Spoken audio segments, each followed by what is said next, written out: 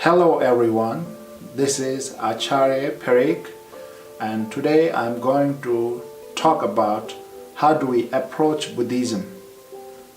I'm going to share my point of view about what kind of intention should we have and what kind of benefits should we expect while practicing Buddhism or approaching it.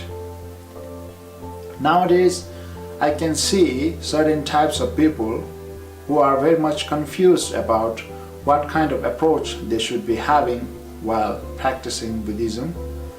And I also see certain types of people who initially know what kind of approach they should be having, but eventually on the journey of spiritual path, they come to forget the purpose. They lose the purpose. And also I can see certain types of people who know what kind of approach they should be having.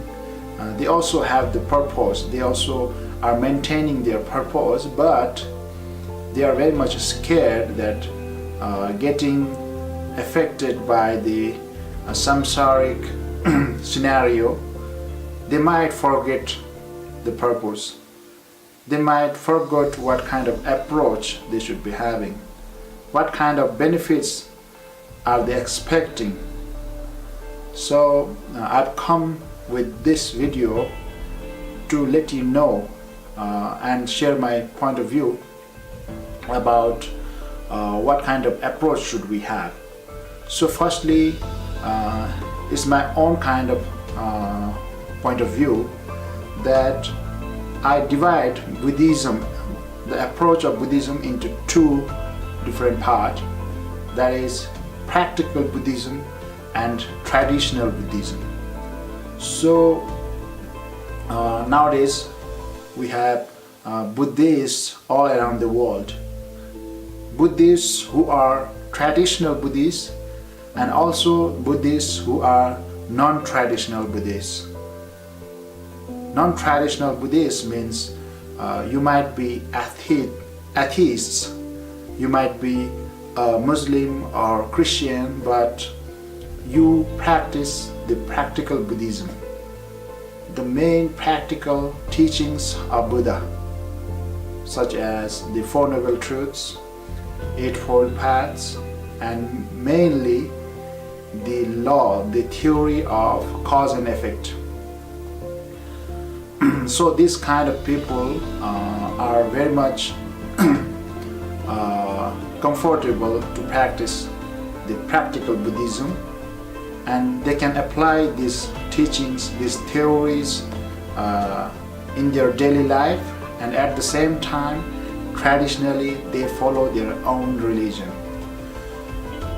So I think there are so many practical Buddhists who are very much benefiting more than the traditional Buddhists. The traditional Buddhists who are not much practical. So while dividing these two kinds of approach to the Buddhism, I also divide the kinds of people who should be approaching this traditional and practical Buddhism. So while saying practical and traditional Buddhism, I recommend this practical Buddhism mainly to the people who are either Buddhist or non-Buddhist, but they are more fascinated with the logic. They want to get very practical, and they want to have evidence and reasoning, and without reasoning they cannot approach anything. So practical Buddhism is for those kinds of people. And while saying traditional Buddhists are mainly for the devotional people. You might be from the Asian background or Western background, but you are the kind of person who is very much devotional.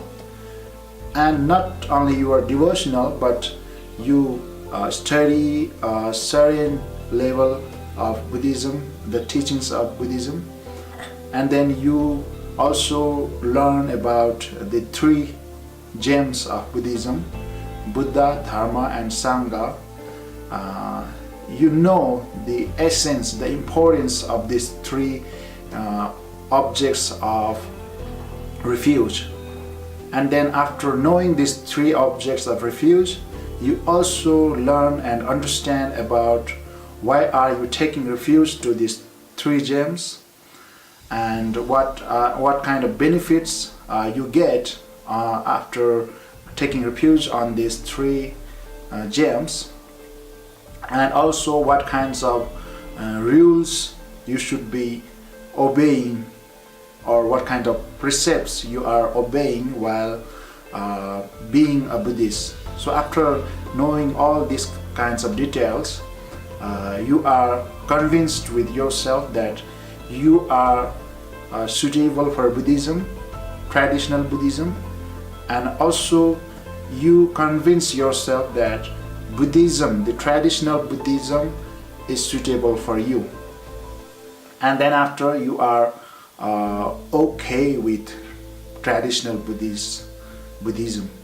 And then we also need to know along with that while being traditional Buddhist, it is better to also be a practical Buddhist. Without being a practical Buddhist, there is not much benefit being a traditional Buddhist only.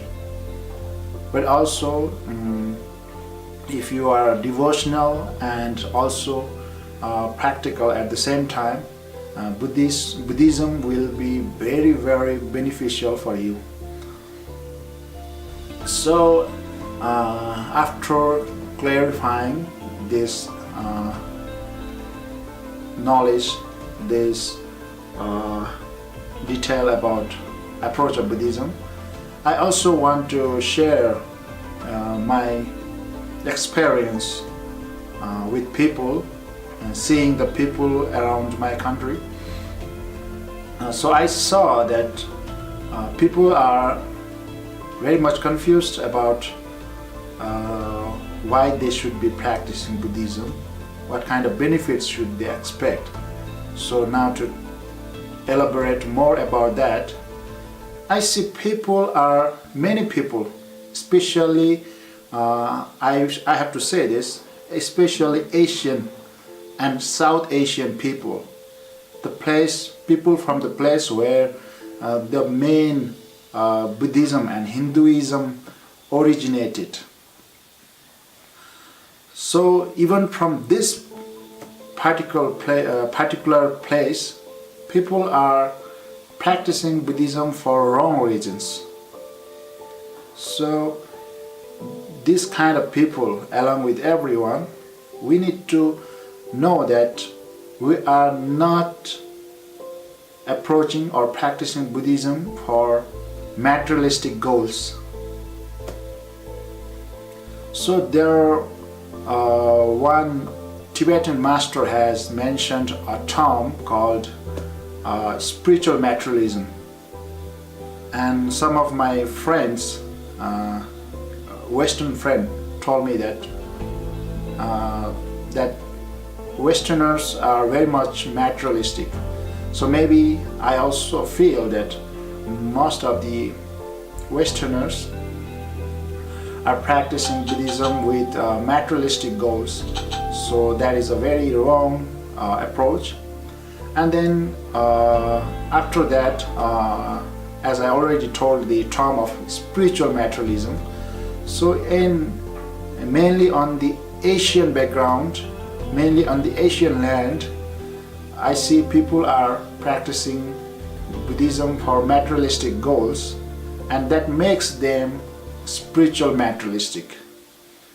So we should also try to avoid to become a materialistic or also spiritual materialistic. So we shouldn't be practicing Buddhism for earning fame and money. We shouldn't be practicing Buddhism for our small and ordinary wishes to come true, such as being a father or mother of a son or daughter, to get married with a handsome boy or a beautiful girl, to get a very big post or big job with a very handsome salary, and not to get a visa for a place or a country which is very much developed and where there are so many opportunities. So all these are the wrong reasons, wrong motives to practice Buddhism. We're not practicing Buddhism for materialistic goals. If we practice Buddhism for materialistic goals, that makes us very much ordinary, and then that enables us to return back to samsara, the materialistic world, and then we are always clinging to with this materialistic world that we call this samsara. So we should be avoiding to get materialistic, spiritual materialistic. And why should we avoid this? I'm also going to talk about that, because we need to have spiritual motivation, spiritual goal. Spiritual goal is to heal our mind, control our mind, so that our mind gets peaceful and then happy. So if we are really searching happiness and peace, then we should be avoiding these materialistic goals, and then we should be approaching, persuading this spiritual goal. So we practice meditation, and then we learn and understand the philosophy of Buddhism, and accept that anything we do, especially the meditation and reflection on compassion, and also the act of compassion, all these kinds of practices, we should be practicing them to control our mind and achieve happiness and peace. And these are the practical goals, but ultimately we are practicing Buddhism to become a Buddha, to turn enlightened. And ultimately, when we achieve enlightenment, or the term already we know that nirvana. So we are practicing Buddhism to achieve nirvana ultimately, and for now we are practicing Buddhism to have control over our mind, to achieve happiness and peace, and at least we try to make our life easy, and also we try to remain happy at all time, and also we try to make others happy if possible. So these are the intention you should be having while practicing or approaching Buddhism, and these are the benefits you should be expecting, not the materialistic goals.